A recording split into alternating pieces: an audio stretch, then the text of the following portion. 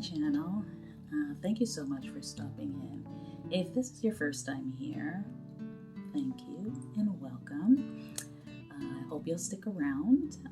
If you're not used to my videos, you can go ahead and go back to some previous videos and let's get familiar with each other.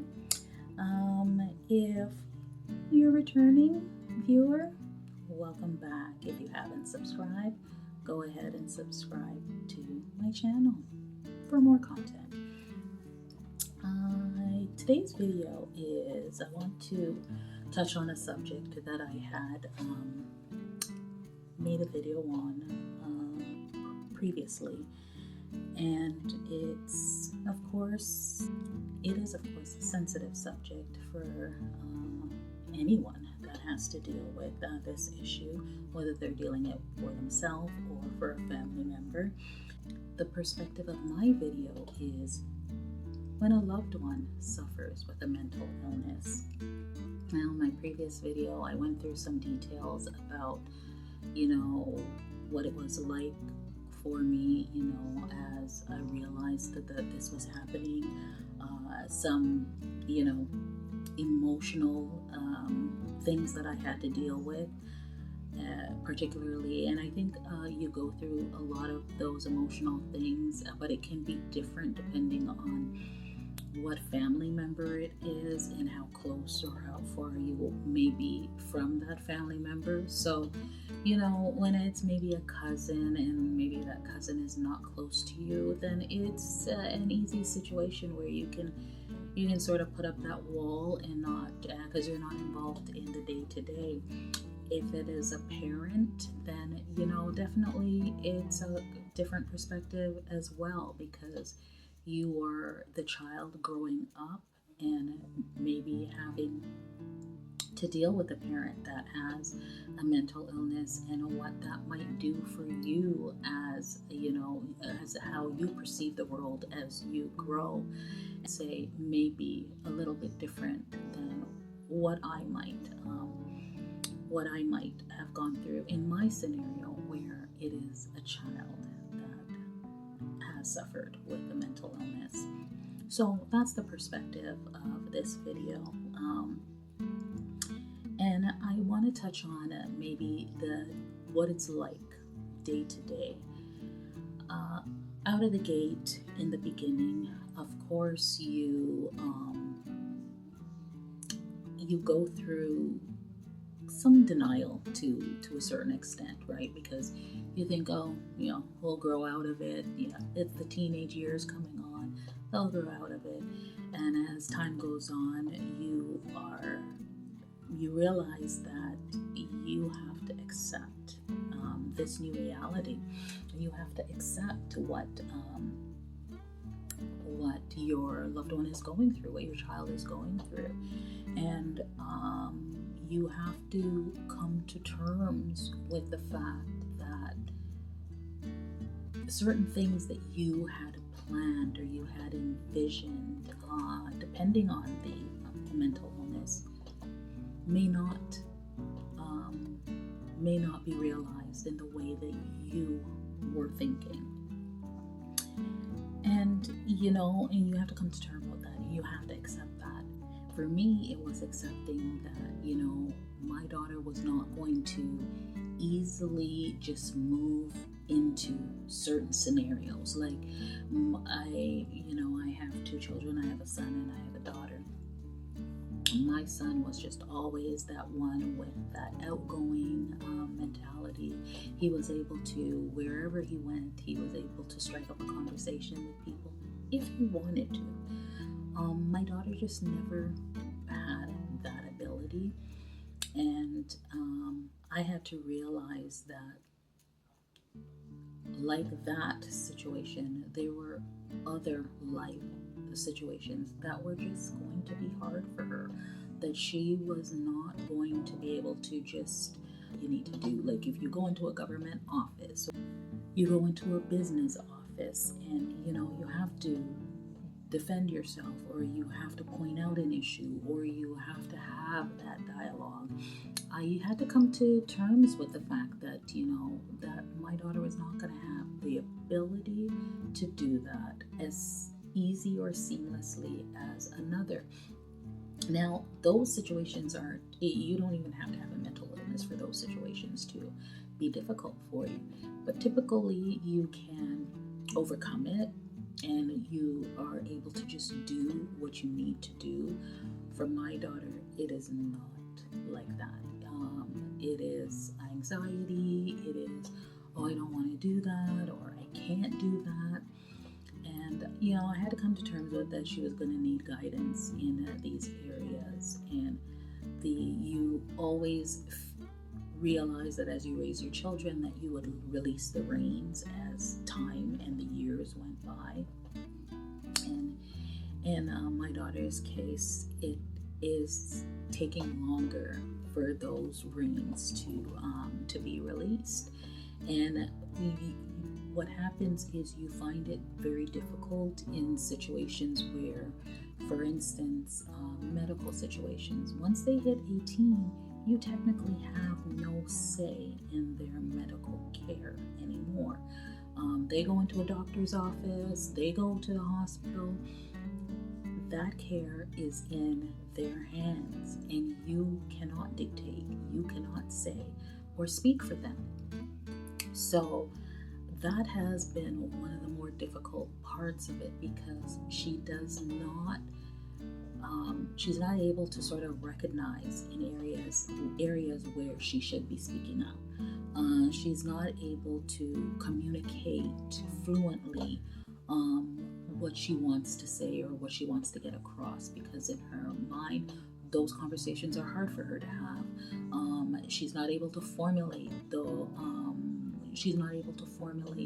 her thoughts and have them come across clear enough for the doctor to understand.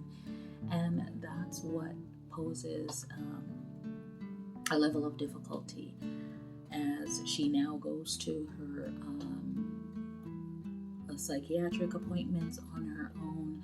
I always tend to wonder, I have to give her prompts before she goes to her appointments.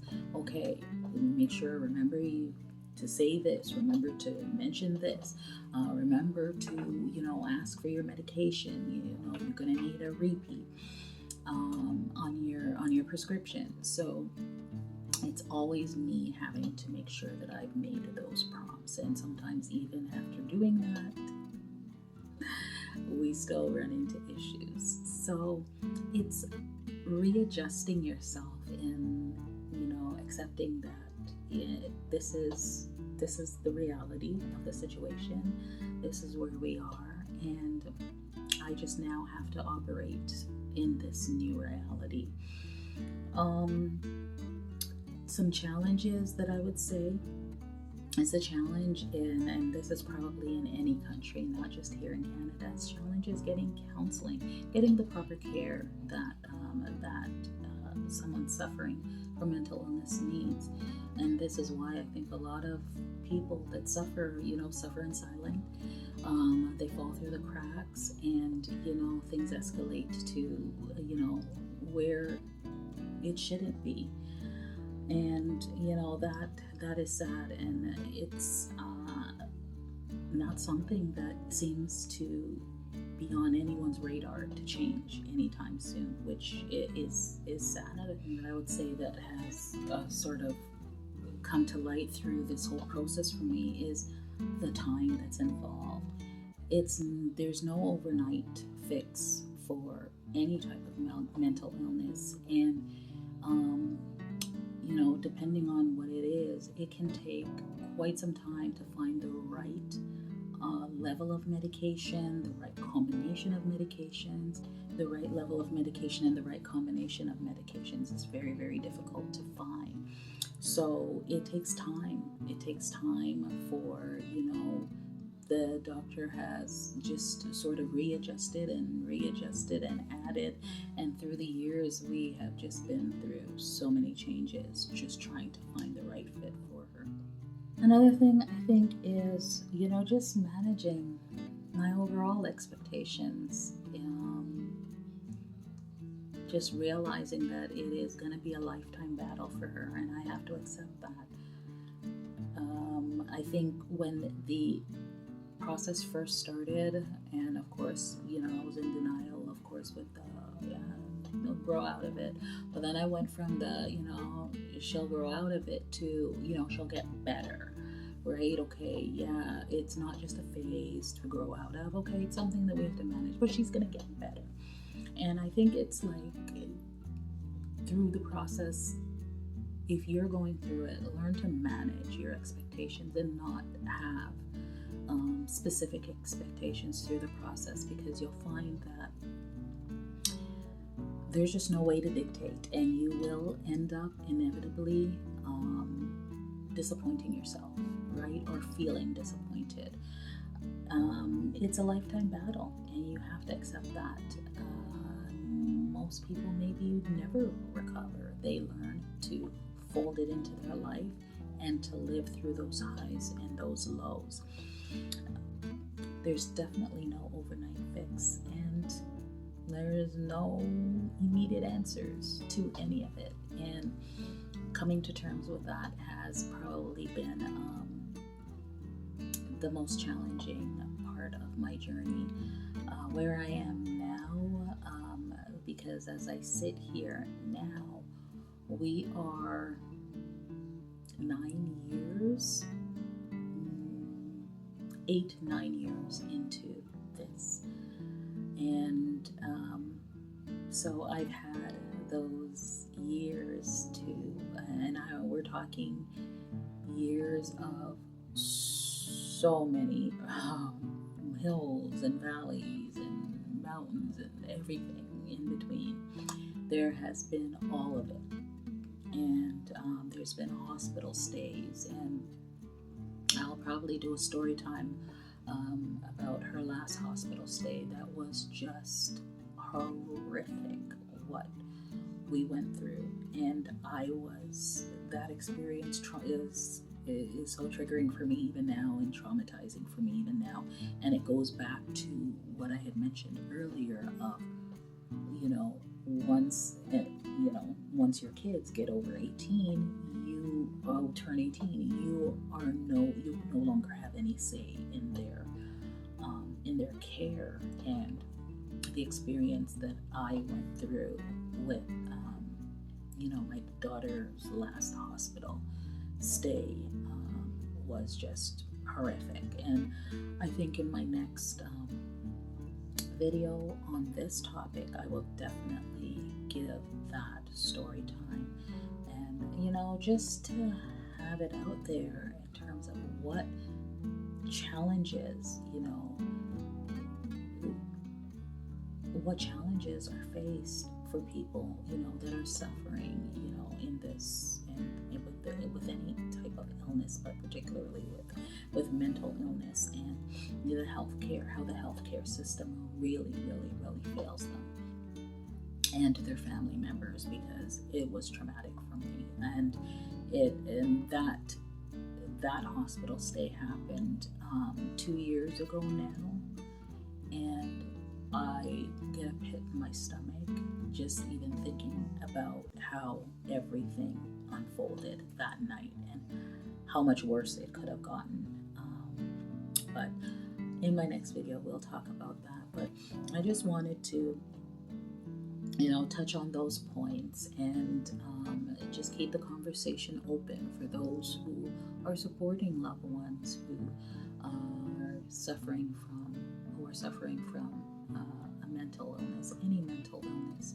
And just to know that, while it is not maybe a path in life that you envisioned for yourself or how you thought things were going to be, you can eventually come to peace with that life, and you can, take moments to enjoy the good parts of it, while there may be some level of it's just erratic, which sometimes comes along with it.